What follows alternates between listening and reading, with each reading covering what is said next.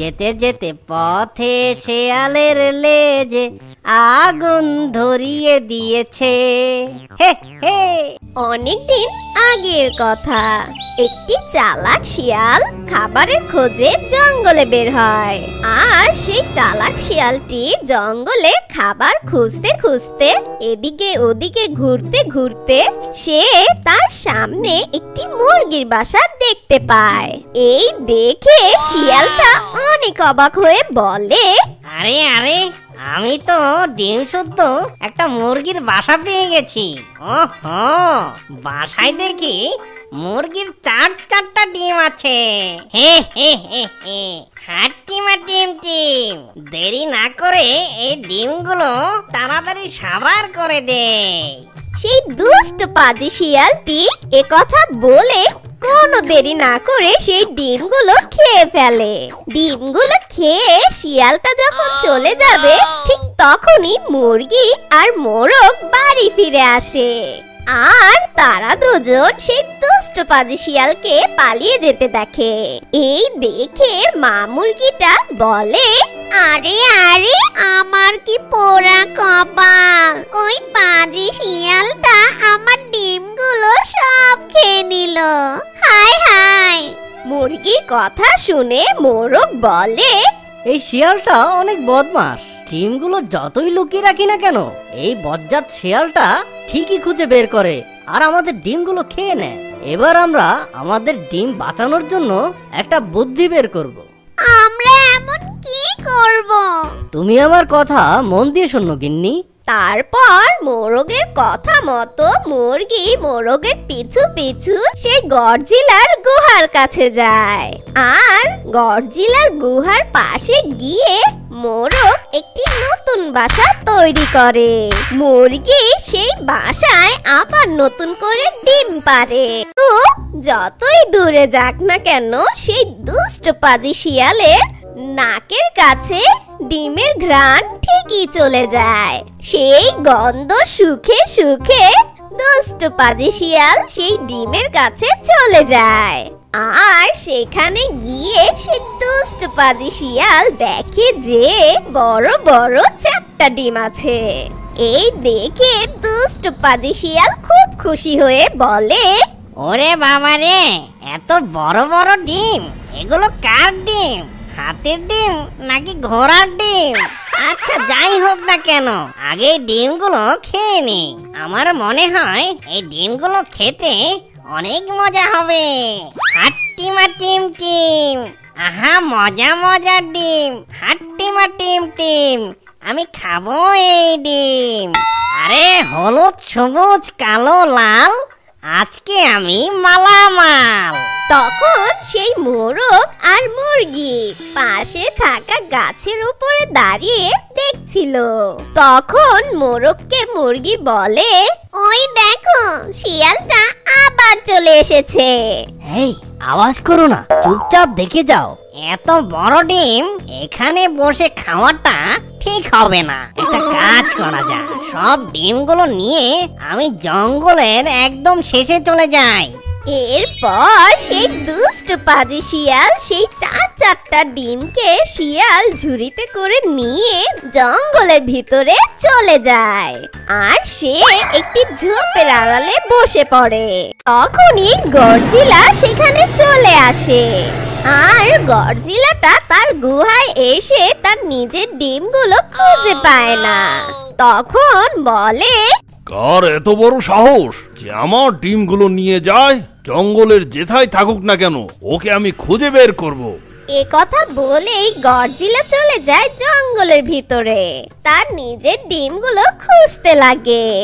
আর কিছু দূর যেতে না যেতেই গডজিলা শিয়ালের আওয়াজ শুনতে পায়। হাট্টিমা টিম টিম, আমি খাবো এই ডিম। এখন আমি কোনটা খাবো? বড় খাবো না ছোট খাবো, নাকি সবই খাবো? এরপর সেই দুষ্ট পাজি শিয়াল সেই ডিমগুলো চাটতে লাগে। আর ঠিক তখনই গডজিলা সেই দুষ্ট পাজি শিয়ালের পিছনে এসে দাঁড়িয়ে বলে, এই শিয়াল! আরে কে রে? আমার খাবার সময় ডিস্টার্ব করতে এনি, আগে ডিমগুলো খেতে দে, তারপর তোর সাথে কথা বলবো। এই বলে দুষ্ট শিয়াল যখন ডিমগুলো খেতেই যাবে, ঠিক তখনই গডজিলাটা সেই দুষ্ট পাজি শিয়ালকে কামড় দিয়ে উপরে উঠিয়ে নিচে ফেলে দেয়। ওরে বাবা রে, এত জোরে আমাকে কে আছাড় দিল রে? ওহো, আমার কোমরটা গেল রে। ওরে বাবা, এ দেখি গডজিলা। হ্যাঁ, আমি গডজিলা। তোর সাহস কি করে হলো আমার ডিম চুরি করার? ঠিক তখনই দুষ্ট পাজি শিয়াল গডজিলাকে দেখে সেখান থেকে দৌড়ে পালিয়ে যায়। তোর এত বড় সাহস! একে তো আমার ডিম চুরি করেছিস, আবার এখন পালিয়ে যাচ্ছিস। দাঁড়া, তোকে আমি মজা দেখাচ্ছি। এই বলে গডজিলাটা সেই শিয়ালের পিছু পিছু যেতে লাগে। যেতে যেতে পথে সেই গডজিলা শিয়ালের লেজে আগুন ধরিয়ে দেয়। আর তখনই শিয়ালটা দাঁড়িয়ে বলে, ওরে বাবা রে, কে কোথায় আছিস? আমাকে বাঁচা, আমার লেজে আগুন লাগিয়ে দিয়েছে। এই বলে সেই দুষ্ট পাজি শিয়ালটা সেখান থেকে দৌড়ে পালিয়ে যায়। আর মোরগ মুরগি সেখানে দাঁড়িয়ে দাঁড়িয়ে সবটা দেখছিল। মোরগটা তখন ছন্দে ছন্দে বলে, যেতে যেতে পথে শেয়ালের লেজে আগুন ধরিয়ে দিয়েছে। হে হে।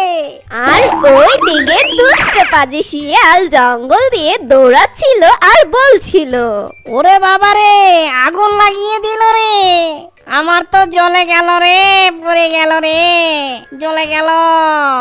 যখন শিয়ালটা এই বলে দৌড়াচ্ছিল, ঠিক তখন গডজিলা খুব হাসতে লাগে। এরপর সেই দুষ্ট পাজি শিয়ালটা একটি নদীর কাছে গিয়ে নিজের লেজটা সেই নদীর পানিতে ডুবায়। ওহো, জানটা ফিরে পেলাম।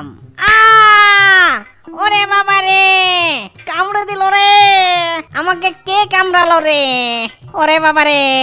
তারপর সেই দুষ্ট শিয়াল দেখে সেটা একটা কাকড়া ছিল। আর সেই কাকড়াটা দুষ্ট পাজি শিয়ালের লেজটা খুব জোরে কামড়ে ধরে আছে। আর সেই কাকড়াটা খুব মজা পাচ্ছিল। আর এটা দেখে সেই দুষ্ট পাজি শিয়াল ব্যথায় কাতরাতে কাতরাতে বলে, আরে কামড়ানোর জন্য আমাকেই তুই পেলি নাকি? আমার তো এমনিতেই লেজ পড়ে গিয়েছিল, তার উপর আবার তুই কামড়ে দিলি, কি যে করি। ওহো, ওই দূরে একটা সারস পাখি দেখা যাচ্ছে। এই কাকড়ার থেকে রেহাই পাওয়ার জন্য আমি ওই সারস পাখির কাছে যাই। ও তারপর সেই দুষ্ট পাজি শিয়ালটা কাতরাতে কাতরাতে সেই সারসের কাছে চলে যায়। তারপর সারসকে বলে, সারস বোন, তুমি আমাকে বাঁচাও এই কাকড়ার হাত থেকে। দুষ্ট পাজি শিয়ালের এ কথা শুনে সারস বলে, কিন্তু তার বদলে আমি কি পাবো? তার বদলে আমি তোমাকে অনেক পুরস্কার দেব। ঠিক আছে, তাহলে আমি তোমার সাহায্য করছি। তারপর সেই সারস শিয়ালের লেজ থেকে সেই কাকড়াটাকে ছুঁড়ে ফেলে দেয়। এই নাও, আমি তোমাকে সাহায্য করেছি, এখন তুমি আমার পুরস্কার দাও। কি? তোর পুরস্কার? যা এখান থেকে, ভাগ বোকা সারস। এ কথা বলে দুষ্ট পাজি শিয়াল সেখান থেকে চলে যায়। আরে আরে, এই শিয়ালটা আসলে খুব দুষ্টু। আমাকে দিয়ে ও কাজটা করিয়ে নিয়েছে, কিন্তু আমাকে কোনো পুরস্কার না দিয়ে চলে গেল। আসলে এই দুষ্ট পাজি শিয়ালটা সব সময় সবাইকে খুব বিরক্ত করে। জঙ্গলের সব পাখিদের ডিমগুলো চুরি করে খেয়ে ফেলে। আর আজকে কি না আমাকে পোল্টি দিয়ে চলে গেল, আর আমার পুরস্কারটাও দিল না। দুঃখ পেও না সারস বোন, পরে ঠিকই একটা সময় দেখবে ওই দুষ্ট পাজি শিয়াল উচিত শিক্ষা পেয়ে যাবে। আর দেখবে একদিন সুযোগ যদি আমরা পাই, ঠিক ওকে উচিত শিক্ষা দিয়ে দিব। চলো আমরা দুজন এখন চলে যাই। এরপর তারা দুজন সেখান থেকে চলে যায় আর তারা দুজন বুদ্ধি করতে থাকে এই দুষ্ট পাজি শিয়ালকে কিভাবে মজা চাকানো যায়। আর ওই দিকে সেই মুরগি আবারও ডিম দেয় আর তারা সুখে শান্তিতে জীবন যাপন করতে থাকে। বন্ধুরা তাড়াতাড়ি এই চ্যানেলটাকে সাবস্ক্রাইব করে দাও।